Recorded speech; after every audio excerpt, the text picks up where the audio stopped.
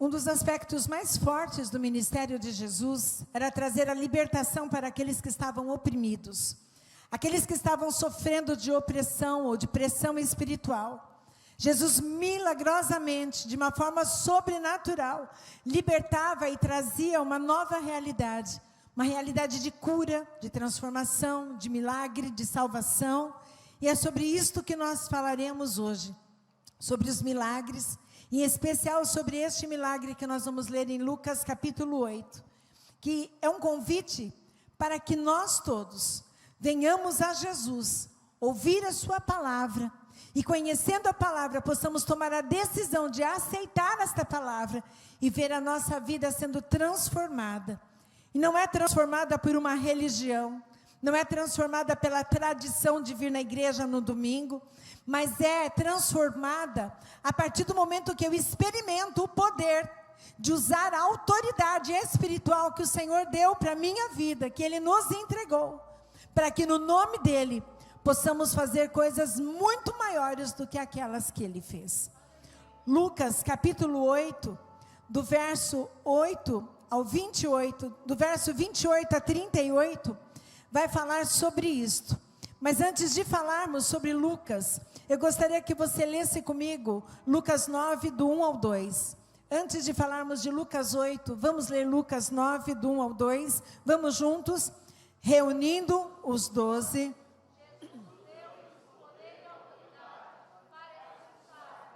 Dos demônios, curar doenças, e os enviou a pregar o reino de Deus e a curar os enfermos. Aonde Jesus estava, nós vamos ler relatos de cura e libertação, no físico, como aprendemos com a mulher hemorrágica, mas também Jesus curava na alma, nas emoções, na mente, como também cura no espírito. E o que nós falaremos hoje da libertação daquele homem gadareno acontece no espírito dele, que estava aprisionado por espíritos malignos, que faziam com que ele vivesse uma vida de humilhação, uma vida de fracasso, uma vida de derrota, uma vida onde espiritualmente ele estava aprisionado por correntes, trancado, oprimido, possesso. E assim como aquele homem, sobre a história que nós vamos ler, hoje Jesus está fazendo um convite aqui para todos nós nesta noite, para aqueles que desejam ser libertos no seu espírito, de toda e qualquer influência de espíritos que acorrentam e aprisionam, porque o primeiro lugar que Jesus quer entrar, Jesus quer transformar, é no teu espírito. Romanos 8 e 1 diz assim: portanto, agora já não há condenação para os que estão em Cristo Jesus. Quando confessamos os nossos pecados e nos arrependemos daquilo que um dia fizemos ou estamos fazendo, através do livre-arbítrio, que é o direito que eu tenho de escolher, pedir perdão ou não, imediatamente quando eu confesso o meu pecado, tudo aquilo que me condenava diante de Deus é rasgada, a dívida é rasgada. E por que esta dívida é rasgada, pastora? Como isto acontece? No sacrifício que Jesus fez naquela cruz. Ele pode rasgar a dívida, porque Ele levou naquela cruz a minha culpa e a sua culpa. O nosso pecado estava sobre Ele, e Ele passou por aquele processo, para que nós pudéssemos ter a permissão do Pai, para que a nossa dívida fosse rasgada. Mas precisamos crer na palavra dEle. Quando nós entendemos que a dívida está rasgada, nós entendemos então que agora somos perdoados e somos filhos de Deus. E o poder de Deus que veio com Jesus e o ressuscitou foi dado a nós também. Mas precisamos crer e permitir que Cristo atue em todas as áreas da nossa vida. Quando você for ler na tua casa, bem calmamente, toda a história deste jovem ou deste homem que está em Lucas 8, a cura de um endemoniado, você vai ver os pormenores desta linda história e deste testemunho de milagre. Não apenas Lucas, mas Marcos e Mateus também escreveram o mesmo testemunho, cada um do seu ponto de vista, cada um inspirado de uma forma diferente pelo Espírito Santo. E eles nos dão características deste homem que foi liberto. E eu fiz um quadro para que você veja como era este homem. Mateus diz que ele era violento, ninguém podia passar pelo caminho dele. Aonde ele estava, as pessoas fugiam dele.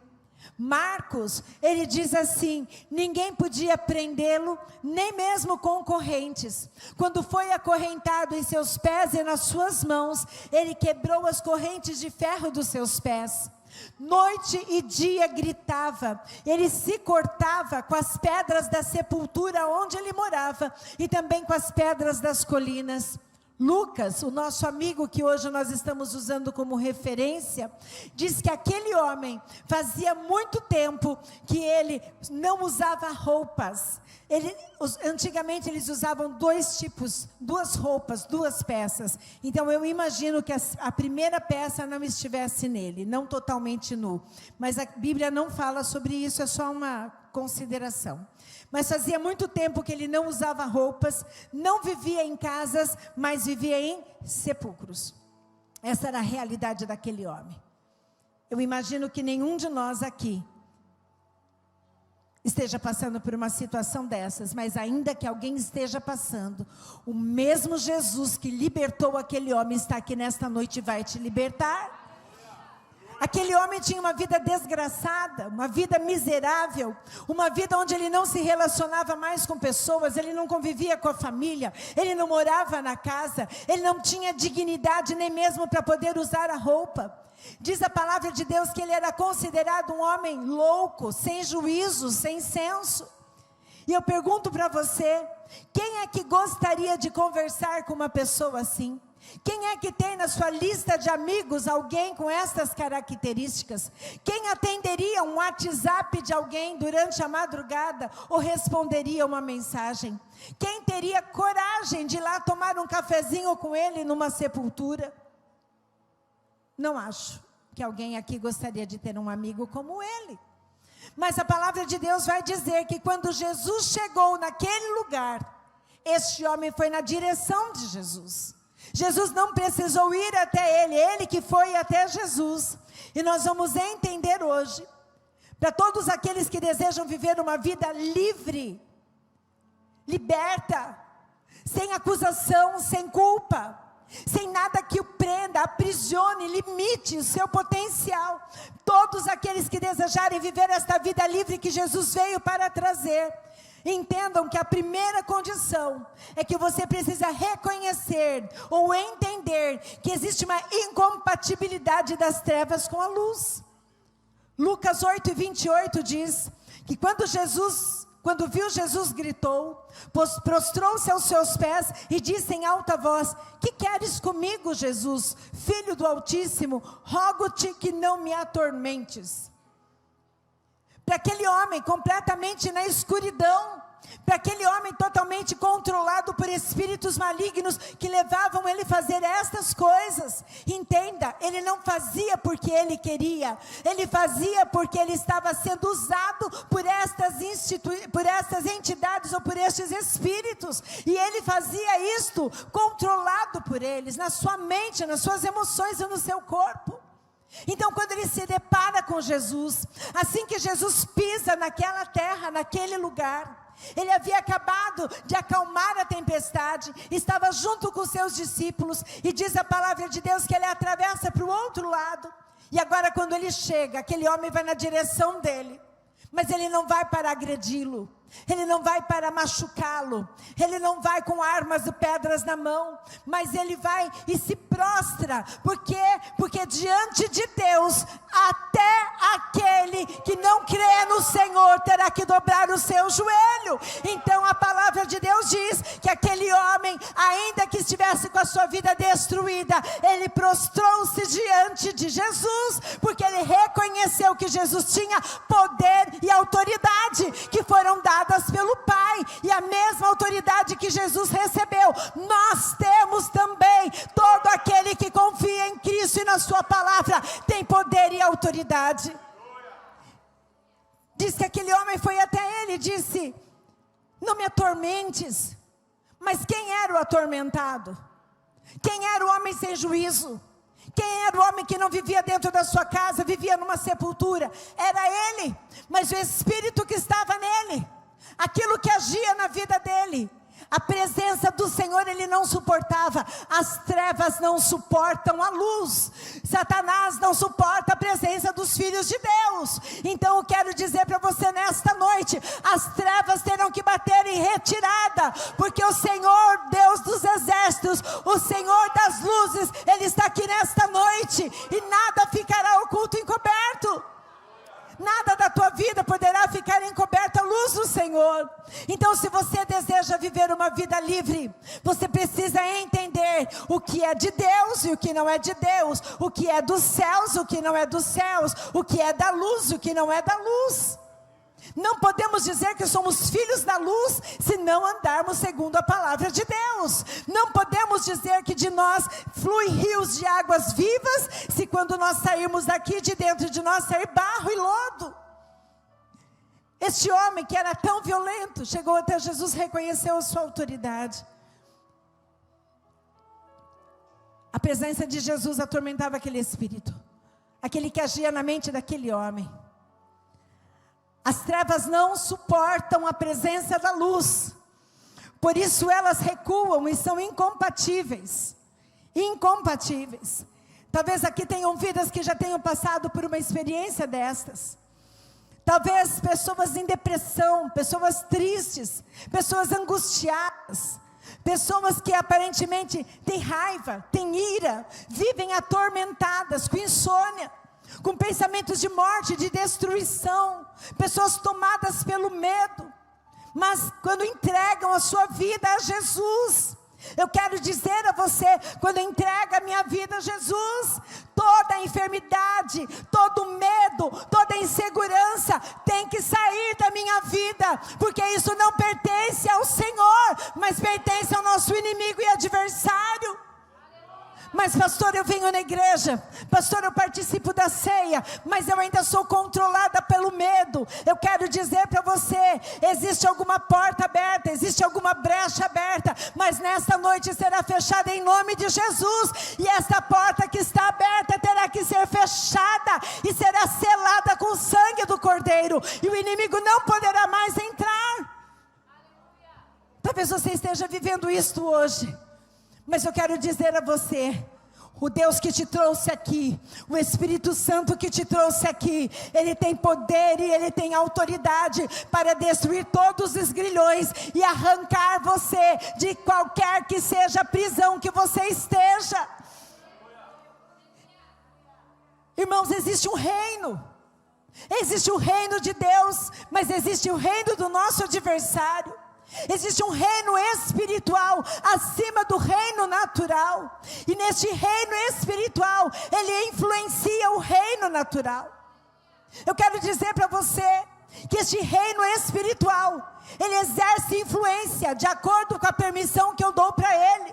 Se eu der permissão para que o Espírito Santo trabalhe na minha vida, haja na minha vida, o Espírito Santo fará coisas maravilhosas e tremendas na sua vida. Mas se você der permissão, um lugarzinho que seja, uma frestinha que seja, para que o teu adversário entre, ele entrará e causará um estardalhaço na tua vida. E a palavra de Deus diz que ele veio para roubar, matar e destruir, mas Cristo veio para trazer vida e vida em abundância. Jesus tem todo o poder para destruir toda a obra do mal. Se você deseja uma vida livre com Jesus, esta daqui é uma cilada. Este segundo tópico, não se isole das pessoas que podem te ajudar, é uma arapuca. Porque a primeira coisa que uma pessoa que passa por problemas faz é o isolamento. Repete comigo, isolamento. Por que eu me isolo, pastora? Por que as pessoas se isolam, pastora? Porque elas têm vergonha. Porque elas têm medo, porque elas querem preservar uma imagem, porque elas querem mostrar que está tudo bem, quando muitas vezes não vai nada bem. Elas se afastam porque elas se sentem indignas, porque elas acham que a igreja é um lugar de gente perfeita. Se você é perfeito e veio nesta igreja, o endereço não é este. Esta igreja não é uma igreja de pessoas perfeitas, é uma igreja de pessoas que estão num processo de libertação, transformação, de cura, que olham para o céu, sabem que o céu é o seu destino, e todos os dias reconhecem que são pecadoras e que precisam do Senhor, porque se Jesus não estiver conosco, nós não conseguimos vencer o mal e o desejo carnal que tão de perto nos rodeia. Esta igreja é uma igreja de pessoas que quer Jesus, que quer a palavra de Deus, ainda que para isso tenha que confessar os seus pecados uns aos outros. Enquanto você não confessa o teu pecado é teu inimigo, teu adversário. Enquanto você não reconhece esse teu inimigo que parece inofensivo, aos poucos vai te destruindo. Mas por que o inimigo então usa a questão do isolamento como uma estratégia? Porque você pode pegar e fazer uma fogueira bem forte. Aí você pega uma madeira, você tira daquela fogueira e separa ela. Ela vai conseguir ter fogo e brasa durante um tempo, aos poucos ela vai apagando, apagando, apagando, até que ela vire pó. Quantos aqui já passaram pela experiência do isolamento e do esfriamento espiritual?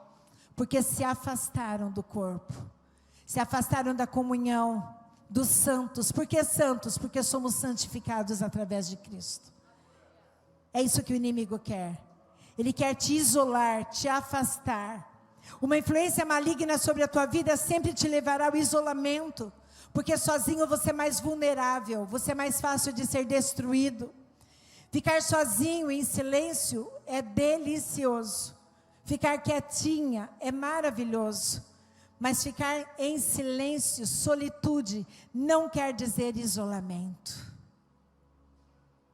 Silêncio é bom para a saúde mental, mas o isolamento é péssimo para a tua alma, para o teu corpo e para o teu espírito. Deus nos criou para vivermos em comunidade, em família. Por isso que nós chamamos isso daqui de família, geração eleita. Nós precisamos uns dos outros. O inimigo deseja te isolar, para te enfraquecer. Mas o Espírito Santo de Deus te trouxe hoje, porque Ele quer te aproximar de pessoas, quer que você crie conexões, Ele quer que você seja ajudado, aconselhado, discipulado, adquira conhecimentos através de outros que estão onde o Senhor quer te colocar. Aquele homem, ele habitava num lugar de morte, ele vivia uma atmosfera de morte e de dor, e esse sentimento de morte e de dor não é normal. Este não é um lugar onde Deus quer que você esteja. O teu lugar, irmão, o teu lugar, minha irmã, é um lugar que haja vida. O teu lugar é onde tenha uma atmosfera de vida. Fala para quem está do teu lado, o teu lugar é uma atmosfera de vida.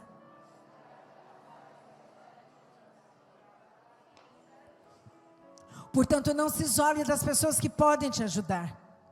Se você deseja viver uma vida livre com Jesus, você precisa confiar que a sua transformação chegará. Lucas 8, 34 e 35 diz: e o povo foi ver o que havia acontecido. Quando se aproximaram de Jesus, viram que o homem de quem haviam saído os demônios estava sentado aos pés de Jesus, vestido em perfeito juízo, e ficaram com medo. Aquelas pessoas estavam acostumadas a ver aquele homem numa situação miserável e deplorável. Estavam acostumados a vê-lo quase nu, sentado na sepultura, sem roupa, louco, desajuizado. Mas quando ele tem um encontro com Jesus, o milagre acontece. Diz a palavra de Deus que aquele homem agora, ele se senta para ouvir Jesus. Ele já está vestido, e ele não se senta num banco, mas ele se senta nos pés de Jesus. Aquele homem passou por um processo miraculoso, ou milagroso, de transformação imediata. Ele se vestiu, agora ele senta para ouvir Jesus falar. E aqueles que deveriam estar lá aplaudindo, sentem medo. Aqueles que fugiam daquele homem, Ao invés de chegar lá e dizer, que bênção, você foi transformado, que coisa linda. Agora eles ficam com medo e dizem para Jesus, vai embora daqui. Quantas pessoas aqui estão acostumadas a ver a tua destruição e a tua derrota? E para isso elas ficam do teu lado. Para isso elas te aplaudem. Para isso elas abrem a casa delas, abrem as páginas do Facebook, estão com o WhatsApp acionado 24 horas, para você ficar reclamando e murmurando. Mas quando você conta uma vitória, essa pessoa fica incomodada.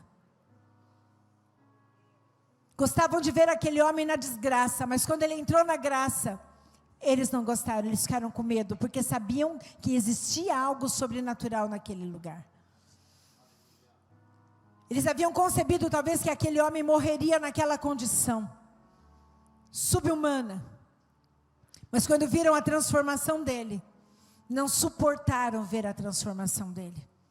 E aí pediram para que aquele que fez a transformação fosse embora. O medo daquele povo não impediu Jesus de transformar aquele homem.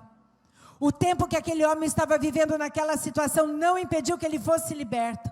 Então eu quero dizer para você nesta noite, confie que Jesus pode fazer algo sobrenatural em sua vida. Não se importe com o que as pessoas vão dizer e confie que a tua transformação chegará nas áreas que você permitir que o Senhor entre. Existem áreas de libertação que são imediatas. Mas existem áreas que nós precisamos passar por um processo, que precisamos todos os dias lutar contra elas. Existem áreas que nós temos todos os dias que nos posicionar, para que não venhamos a cair na mesma cilada. Mas quanto mais nos posicionamos no poder e na autoridade que nos foram conferidos, mais aquilo que era forte enfraquece, até que perde completamente a influência sobre a tua mente e a tua vida. Desistir durante o processo não é uma opção. Os processos precisam ser concluídos, vividos. Não tem como você pegar um atalho. E o segredo para passar pelo processo, qual é, pastora? Sentar-se aos pés de Jesus, como aquele homem fez. Aquele homem ficou sentadinho. Eu penso que ele podia ter corrido para a casa dele, ele podia ter corrido comer alguma coisa, podia ter corrido tomar um banho, ser agasalhado. Podia ter corrido procurar os amigos do passado, porque eu acho que nessa situação ninguém mais queria ser amigo dele. Mas ele parou tudo para ouvir o mestre. Você jamais terá a tua vida transformada, o teu casamento transformado, o teu lar restaurado.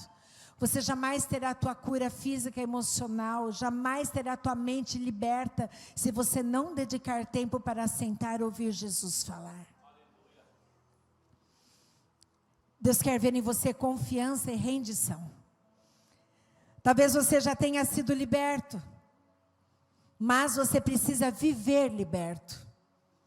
A libertação ela pode acontecer de uma forma imediata.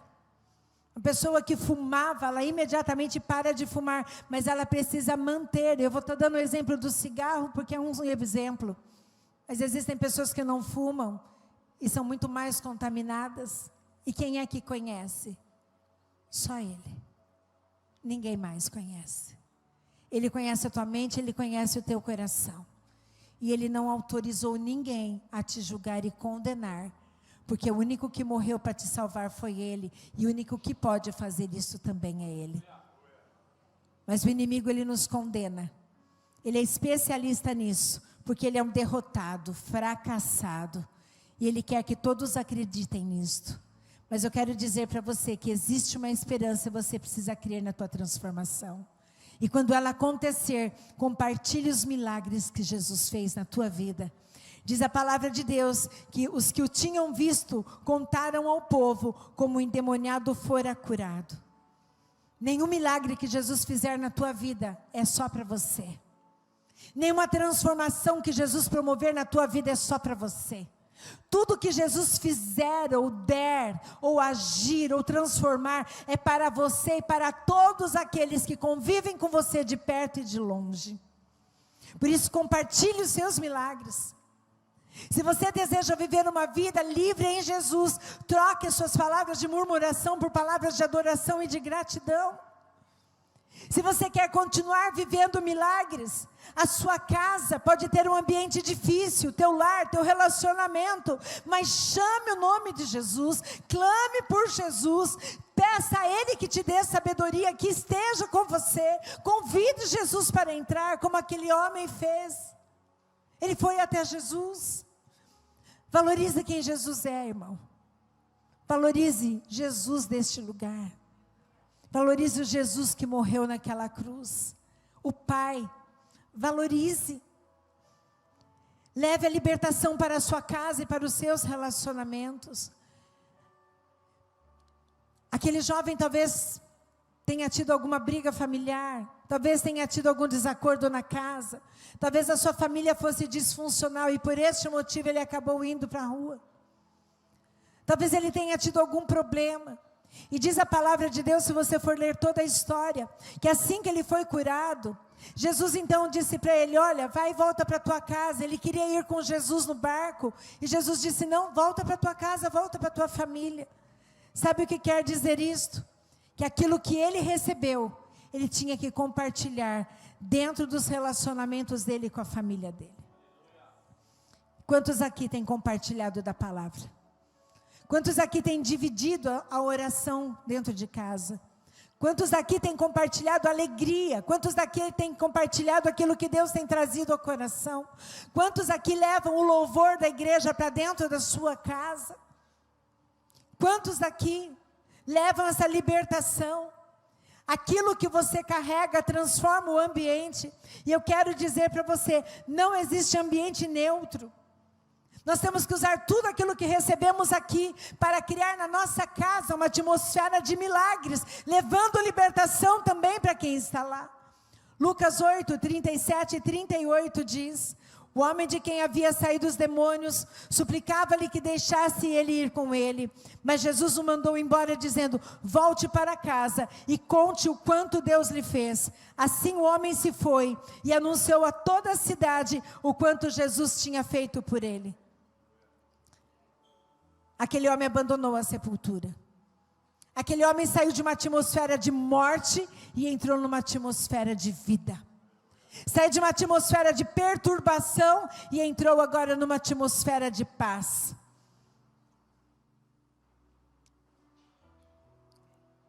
Entrou nu e saiu vestido. E o que é sair vestido, pastora? Todos nós estamos de roupa. Vestido talvez não, mas revestido do poder de Deus. Todos nós precisamos deste revestimento, que é uma veste diferente dessa que você está usando. É uma armadura especial. Exerça este poder, exerça esta autoridade e esta influência, aonde quer que você esteja. Se coloque de pé. Aleluia, Jesus.